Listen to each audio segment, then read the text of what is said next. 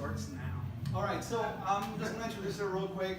Just saying a shameless plug here. Pico 8, great console. So imagine that you could still develop for the NES, right? 8-bit console, right? Super bare bones things.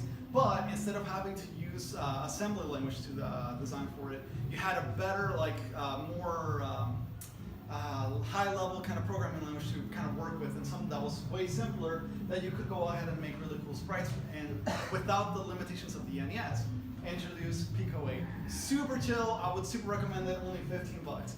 And it's, as you can tell, again, I'm using Mint, and it runs on this. Of course, everybody develops for Windows, so it'll work on Windows. It'll also work on Mac, but especially on Linux. I love that you can go ahead and develop your games. So this is the actual console itself. It's an executable. It works just like, again, if it was an actual computer kind of situation. So you can ls, load, unload, and then Flappy, of course, auto-completes.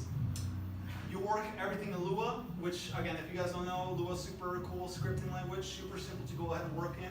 You can make your functions, do everything like that. The sprite editor is super chill. All of the assets I'm using are relatively simple.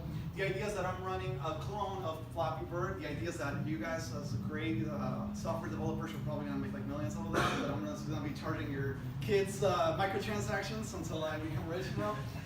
So the idea is that the game semi-works. Again, you got the gravity kind of going on, the scoring system at the very top right, and if you do hit the pipe, it'll actually tell you, hey, game over, you lost. The really, really cool part about this kind of thing is that, as you can see, you can actually develop on the fly super quick, make it run super fast. And again, if I can go ahead, okay, perfect. Again, there's a couple of game over conditions, like if you fall off the ground, it'll go ahead and give you a game over. But the idea is that all the elements for Flappy Bird are there, kind of. Only the procedurally